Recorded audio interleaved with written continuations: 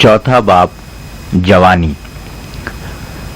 बचपन तो खेल कूद में काटा, लेकिन जब उम्र 18 या 19 साल की हुई और जवानी की मंजिल में कदम रखा, तब भी बाबा साहब इस बात से बिल्कुल बेखबर रहे कि दुनिया क्या चीज़ है। मकरो फरेब, तसन्नो और जाहिरदारी और इस किस्म की दूसरी बातों से उन्हें इंतहाई नफरत थी। जब कभी ऐसे बातें पेश आती तो आप बेहद खफा होते और देर तक मुतासिर रहते। मालूम नहीं अल्लाह ने आपको क्या बनाया था। जहाँ तक जिनसी ताल्लुकात का मामला है, आपको माँ और बहन के सिवा किसी बात का इल्म ही न था, न एहसास। आपके ज़ौक़ की बुलंदी हुस्न की कशिश के दायरे से निकलकर फितरत के दिलकश नज़ारों में फैल गई थी। दरख्तों में, फूलों में, ठंडी हवाओं में, तुलुए आफताब के नाजुक हुस्न में और गुरूब आफताब की मगमूम फ़ज़ा में आपका दिल इतना ही गरमाता था जैसे किसी दुनियादार नौजवान का दिल पहली नज़र में किसी हसीना को देखकर गरमाता है। हर चीज़ में, चाहे कोई चिड़िया हो, जंगली पौधा हो या जंगली दरख्त, बाबा साहब वही इनफरादियत महसूस करते थे जो कोई ज़ी शऊर अपने दोस्त के सामने बैठकर महसूस करता है। रात की खामोशी में वो महसूस करते कि जगमगाते तारे उनसे बातचीत कर रहे हैं। चांदनी रातों में कभी वो चांद की तरफ देखते और कभी चांदनी में फितरत के नज़ारों से लुत्फानंदोज होते। इन्हें ऐसा महसूस होता था कि जिंदगी की सख्त कोशियां सो रही हैं और एक सकूत और एक खुमार का आलम पूरी कायनात पर छाया हुआ है। कुछ होश और कुछ बेहोशी के दरमियान इन्हें ऐसा आलम नजर आता जो मौत और हयात के माबैन एक बरज़ख होता है। चांद को वो अपने से ज्यादा दूर नहीं समझते थे और ऐसा महसूस करते थे कि इसे जरा सी जुम्बिश देने पर वो आगोश में आ सकता है। दिन की तेज धूप में जब सूरज निस्फ़ो नहार पर होता और हरारत से जंगल में सुकूत तारी होता, तो बाबा साहब को ऐसा मालूम होता कि सूरज के जलाल से हर चीज सहमी हुई है। इनके दिल में मुख्तलिफ ख्यालों के तूफान उठते। कभी वो दिन और रात खलवत और जलवत पर गौर करते और कभी सोचते कि ये तमाम जद्दोजहद क्या चीज़ है और क्यों है, मैं कौन हूँ और इस दुनिया में क्यों आया, मुझे क्या करना है। ये दिल में हुक सी क्या उठती है, मैं किस चीज़ को ढूंढ रहा हूँ, वो चीज़ मुझे कहाँ से मिलेगी। इनके अंदर फितरत से हम-आहंगी और यगानगत का एहसास भी पैदा होता था। जिंदगी की तड़प और नमूद का जोश भी साहिल ढूंढता था और रूह की वो कैफियतें जो शऊर में भी नहीं आ सकती, अजीब अजीब आलम दिखाती रहती हैं। जब कोई शख्स लड़कपन से जवानी में कदम रखता है तो उसकी सोई हुई अजीब अजीब ताकतें जाग जाती हैं। कल तक जो फूल सिर्फ एक खुशबूदार फूल था, हसीन भी मालूम होने लगता है और वो नगमा जो सिर्फ दिल को भाता था, अब दिल को खींचने भी लगता है। बचपन के खेल कूद का शौक और दोस्तों के साथ सैर व तफरीह का ज़ौक़ फीका पड़ जाता है और तबीयत में कुछ बेकरारी सी रहने लगती है, मगर किस चीज़ के लिए ये उसे खुद भी मालूम नहीं होता। उसकी आंखों में चमक और कल्ब में गर्मी आ जाती है और उसकी हरकत और सकनात एक रुख को ढूंढने लगती हैं और बिलाखिर वो एक साथी हासिल कर लेता है जिससे नस्बी सिलसिला चलता है। मगर उन खास हस्तियों को जिनके जरिए मशीयत कुछ और काम लेना चाहती है, इस दुनियावी जिंदगी के भंवर में नहीं डाला जाता, क्योंकि इस तरह ना तो उनको सुकून नसीब होगा और ना ही वो उस आला मकसद से हमकिनार हो सकेंगे जिसके लिए उनकी तख्लीक हुई है। कुदरत जिनको हुस्न मुजर्रद से बिलमुशाफा मुआनका कराना चाहती है, उनको बातनी और शऊरी तहारत के जरिए कुदसी जामा पहनाने के लिए तैयार करती है और उनकी मादी और जिस्मानी ताकतें लतीफ़तर बनकर आँखों की रोशनी, जहन की रसाई, इल्म का ज़र्फ और कल्ब की वसत में तब्दील हो जाती हैं। यही कुछ बाबा साहब के बचपन से जवानी तक होता रहा। बाबा साहब की उम्र अभी 18-19 साल से आगे नहीं बढ़ी थी कि आपके वालिद साहब ने सोचा कि इनको किसी न किसी काम में लगाना चाहिए, जो होना है सो होता रहेगा। दुनिया के कामों में हाथ पांव मशगूल रहें तो हर्ज नहीं। इसलिए आपको जान हुसैन कंपनी विजयनगरम ब्रांच में तजारत के ढंग सीखने की गर्ज से मुलाजिम करा दिया गया। 1 महीना तक उस दफ्तर में काम करने के बाद बाबा साहब का तबादला परलाकमड़ी का हो गया। उस वक्त परलाकमड़ी में हैजे का इतना जोर था कि वहां जाने के लिए कोई राजी न था।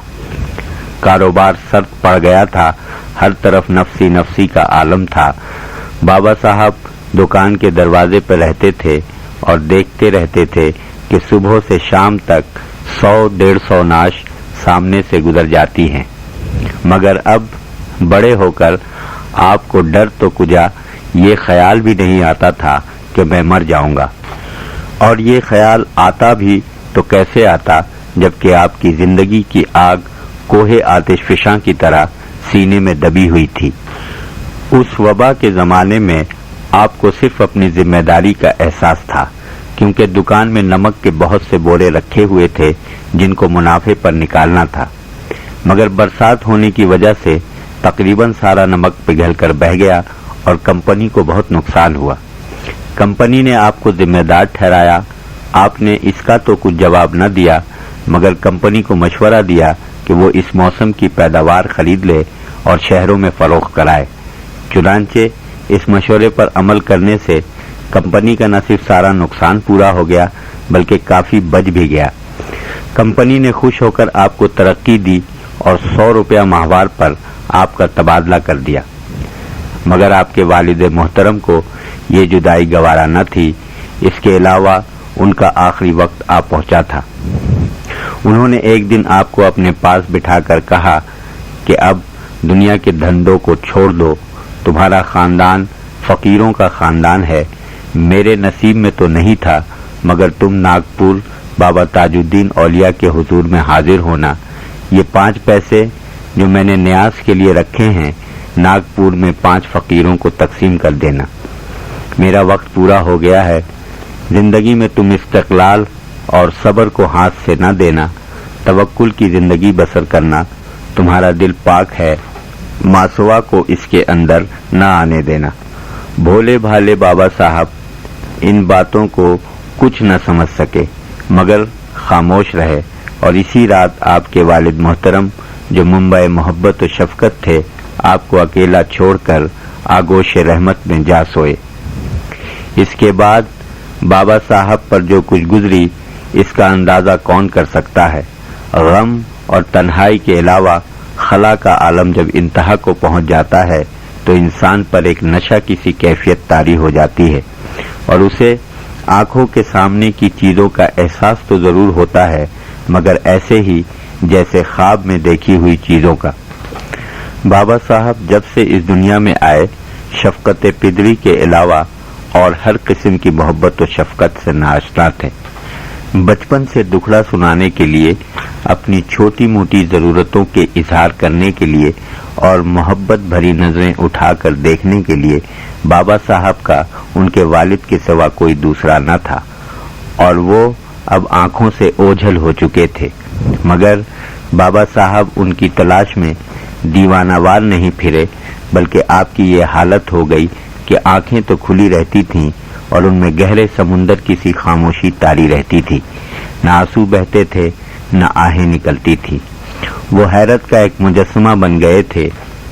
आपकी मिसाल उन बादलों की सी हो गई जो भादों में आसमान पर इधर उधर दौड़ते फिरते हैं, या उस गुलाब के फूल की मानिंद जो तन्हा किसी डाली पर तुन हवाओं के मुकाबले में सरनगू हो जाए, या उस बछड़े की तरह जो अपनी माँ के गुम हो जाने पर उड़ान मार मार कर चिल्लाता है। अब आप इस दुनिया में अकेले रह गए थे। आपके इस खामोश गम का अंदाजा और एहसास निहायत दुश्वार है। कोयल की कूक में वो दर्द कहाँ, आफताब के गुरूब में वो गम कहाँ जो बाबा साहब पर तारी था। बाबा साहब की तन्हाई इस किस्म की थी जो आफरीनिश आलम से पहले तजल्लियात बारी को महसूस हुई होगी। यही वो तन्हाई है जिस दौर से गुजरकर इंसान यकताई के समझने के काबिल हो जाता है। यही वो सकूत है जिस सुकूत में मशीयत को तहरीक का मौका मिलता है, और यही वो खला है जिसमें हक को समाते हुए कोई हिजाब महसूस नहीं होता। अब बाबा साहब के लिए दुनिया में कुछ नहीं रहा था, इसलिए आपको यहाँ से कदम उठाना ही था। आप महसूस करने लगे कि जिसकी मुझे तलाश है वो न तो मस्जिदों, मंदिरों, ईद बकरीद और तीर्थों में है और न किताबों और वाजों में। फिर मैं जाऊं तो कहाँ जाऊं? यार दोस्त और साथी कौन किसका साथ देता है? बुलअजबी तो ये है कि मेरे दोस्त और ऐजा मुझे हक की तरफ से उल्टा पीछे खींचते हैं, क्योंकि वो कहते हैं कि दुनिया में कुछ करो, सरसब्ज हो, इस्लाम यही सिखाता है। इस तरह ये लोग इस्लाम को बदनाम करते हैं। इसी किस्म के ख्यालात में आप कमली घाट के बर के नीचे तन्हा बैठे महव रहा करते थे। इन्हीं दिनों में नागपुर से हजरत बाबा ताजुद्दीन औलिया की चश्मे मस्त के एक मतवाले, जिनका नाम हजरत बाबा था, विजयनगरम तशरीफ लाए। क्योंकि वो नागपुर से आए थे और वहाँ के मुतल्लिक बाबा साहब के वालिद मोहतरम ने वसीयत की थी, इसलिए बाबा साहब आदाब बजा लाने के लिए उनकी खिदमत में तशरीफ ले गए। तो हजरत बाबा आपकी तरफ देखते ही पहचान गए कि ये एक शहसवार है जिसे मैदान जंग के लिए तैयार किया जा रहा है, और आपको बहुत दुआएं दी और फरमाया तुम अफजलीन में से हो और तुम्हारे दिल की मुरादें पूरी होंगी। फिर भी इन बातों से बाबा साहब के बेकरार दिल को सुकून न हुआ और आपने उसी रोज नागपुर जाने का फैसला कर लिया और फरमाया कि मैं बगैर उनके जिंदा नहीं रह सकता। वो मेरे पीर हैं, वही मेरे क़िबला व काबा हैं, मेरे दीन और ईमान की रोशनी है, और रहनुमा के बगैर मंजिल का निशान नहीं मिलता। अपने इस इरादे और ख्याल से बाबा साहब को तक़वियत और तस्कीन हुई। जिसने मुझे तलब किया उसने मेरा ख्याल किया, जिसने मेरा ख्याल किया उसने मेरा जिक्र किया, जिसने मेरा जिक्र किया उसने मुझसे मोहब्बत की, जिसने मुझसे मोहब्बत की उसने मुझसे इश्क किया, जिसने मुझसे इश्क किया उसको मैंने कत्ल किया, जिसको मैंने कत्ल किया उसका खून बहा मैं खुद हुआ।